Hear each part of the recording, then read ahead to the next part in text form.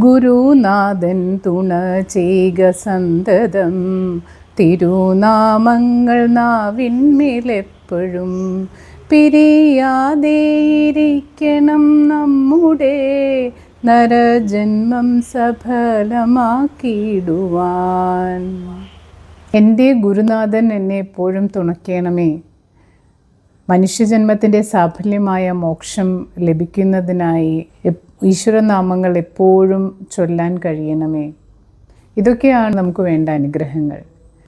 നാളെ ജൂലൈ 17 കർക്കിടക മാസം തുടങ്ങുകയാണ്. കർക്കിടക മാസത്തിനെ രാമായണ മാസമെന്നും പഞ്ഞമാസമെന്നും വിളിക്കാറുണ്ട്. കനത്ത മഴയുള്ള കാലമാണ് കർക്കിടകം. അപ്രതീക്ഷിതമായി മഴ പെയ്യുന്നത് കൊണ്ട് കള്ളക്കർക്കിടകമെന്നും വിളിക്കാറുണ്ട്. ഈ കർക്കിടക മാസത്തിൽ മഴക്കാലമായതുകൊണ്ട് തന്നെ കൃഷിയിൽ വലിയ നാശം ഉണ്ടാവുകയും കർഷകരുടെ വരുമാനം വളരെയധികം കുറയുകയും ചെയ്യും. അതുകൊണ്ട് തന്നെ ഇതിനെ പഞ്ഞമാസം എന്നും വിളിക്കാറുണ്ട്. മഴക്കാല രോഗങ്ങളും അധികമാണ് ഈ കാലത്ത്.